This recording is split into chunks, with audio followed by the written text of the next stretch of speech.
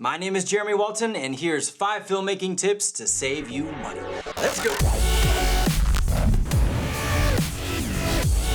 If you're new to filmmaking or just starting out and you own a mirrorless camera, for me, I own the R3, then you're in the right place.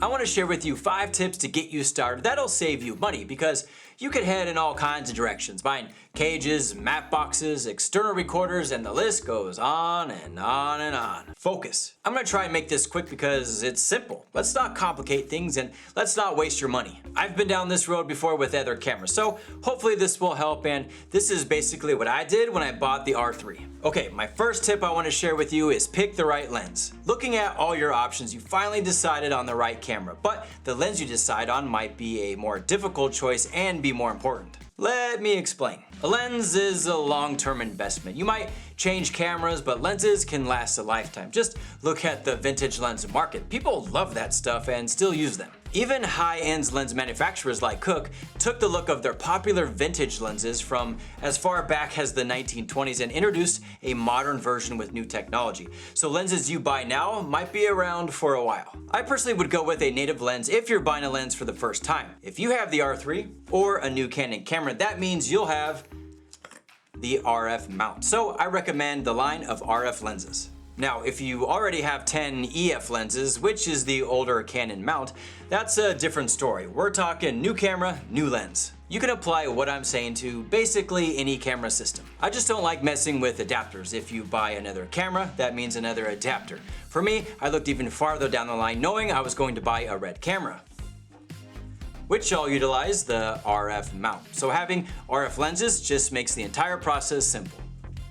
Think simple plus less complicated equals saving money. Now, you might think for best image quality, you should go with primes. Let me give you some advice. A Canon RF 50mm f1.2 lens sounds awesome. A fantastic lens, but something that does one thing really well limits your options. Something that gives you a ton of options may not do one thing really well. Does that make sense? Which one do you think will be the best bang for your buck? We're going with the zoom. Here's 2 RF zooms you'll want to consider. The RF 15-35 and the RF 24-70. For size, weight, and cost, both of these lenses are the f2.8. Between these 2 lenses, if I had to pick one, hands down, I'd go with the 24-70 all day. Here's why. The 24mm is pretty wide. I can use it to vlog when I'm traveling, take some pretty nice landscape photos, especially when I'm in Yellowstone, and for video, 15mm is a bit wide for me. It starts to give me fisheye vibes. The 25 to 50mm range is a popular choice in filmmaking. You'll get that range with the 24-70, and most of the time, I'm always wishing I had more reach than needing to go wider from 24mm to a 15. So being able to hit 70mm is perfect for photos and video. Now, this is just me giving you some examples if you're trying to decide. It's not necessarily saying this is better than that. I know it's tempting to buy other lenses, but really think about your needs. Buy something that'll be in your arsenal for a while and not sit on a shelf because you thought you might need it one day. I do own multiple lenses, but starting out and buying one lens would be a great idea. The second tip that'll make a lot of sense after you get a lens is buying an ND filter. That means you'll have to buy a matte box and a 4x4 filter. Nope, weren't you listening? We're trying to save money. Now, solid ND filters are high-end stuff that you'll pay plenty for. Just look at some of these TIFFEN ND filters. That's $250 for just one, and you would need multiple filters to get you covered. That's pricey. Remember, something that does one thing really well limits your options. So what does that mean? We're going with a variable ND filter. Again, you have a lot of options. I'm not going into all the differences between brands. Look at it this way.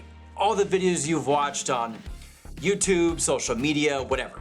Could you distinguish between which filter is being used on what video? Probably not. Each filter has its own pros and cons. Just don't cheap out. Go with a high quality, reputable brand and you'll be fine. I use PolarPro VNDs, so if we look at the website, my RF lenses use 82mm threads, and I have both the 2 to 5 stop and 6 to 9 stop filter, which would run you $500, but they sell a 2-pack for $450. Even better. The lens caps are great if you're taking the VND on and off, and especially if you're storing the filter. All you have to do is spin this on, and your VND is protected. I've had great luck with these. I use the 2 to 5 probably 90% of the time. Just throwing that out there if you're looking to buy just one. I do have one other ND filter that's solid. Yeah, I know. It's still an 82mm, but it's TIFFEN's XLE series and provides a 10-stop exposure reduction. This filter will run you 71 bucks, so it's not too expensive. But if you take photos or ever want to slow that shutter down, something like this will come in handy. Maybe you can get all three or a combination of the two.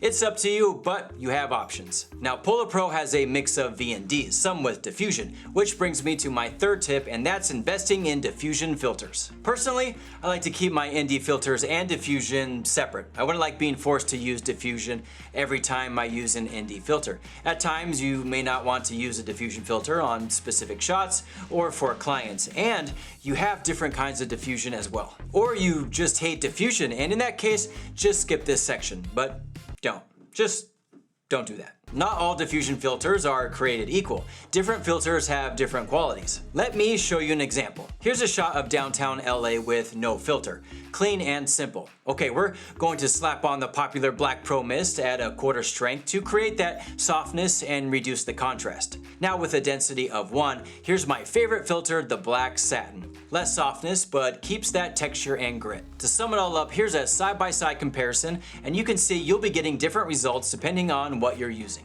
If that piques your interest, I did an entire video on my favorite diffusion filters for the Canon R3. That'll cover all this stuff in detail so you can make an informed decision. I also did the same test with the Komodo, but added the Polar Pro's Mist filter, so go check that out as well. The 1/4 string Black Pro Mist will set you back right now $155. And if you like the Black Satin filter, it'll set you back the same amount. I was going to make this section about using a clear filter to protect your lens.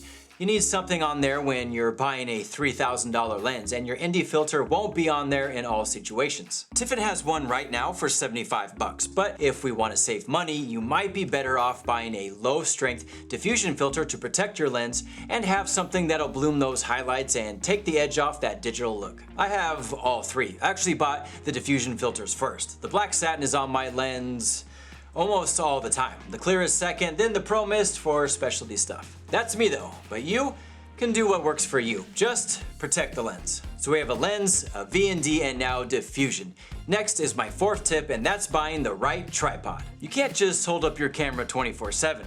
At some point you'll need a tripod. I have a few thoughts on the matter if you're starting out. I don't think you should rush out and buy a tripod. Pause. A good tripod will probably run you about $2,000 or more, which might be a tough price point right off the bat. I think a travel tripod is more useful. What I have is the Peak Design travel tripod in carbon fiber. This is about $650.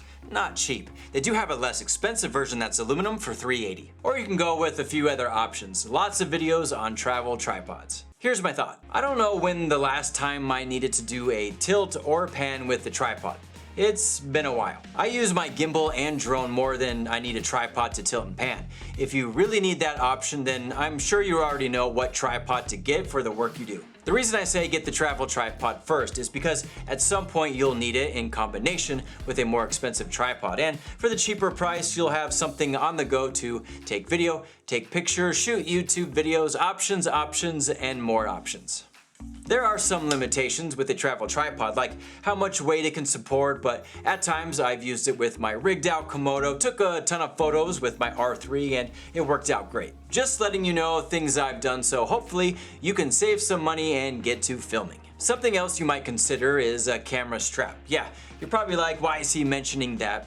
Just add one to your cart. I thought at one point I'd never use one, but it's come in clutch many times. I use the Peak Design Slide Light camera strap. It uses this anchor system that's really easy to clip on and off. It'll set you back 60 bucks and is a high quality option. You don't have to buy this one. Anyone will do. Just get something that works for you and in your budget. My last tip is an obvious one, but usually gets overlooked, and that's getting the right cleaning supplies. Still keeping it simple, so I want to show you what I use to clean my lenses. The first step is getting yourself a Rocket Air Blaster. Again, something cheap that works. You want to clear out as much dust and dirt with this first before using any other cleaning method. So stop blowing on your lens, just and you're good. You also want some Panchro lens cleaner. It just works. Over the years, I know a lot of people that use this stuff. It's a 4-ounce bottle and a little goes a long way. You should only be using it when your lens is dirty, not every time you use your lens. The wipes you need to go along with the spray are the Kimtech wipes. At one point I bought like a case of these boxes.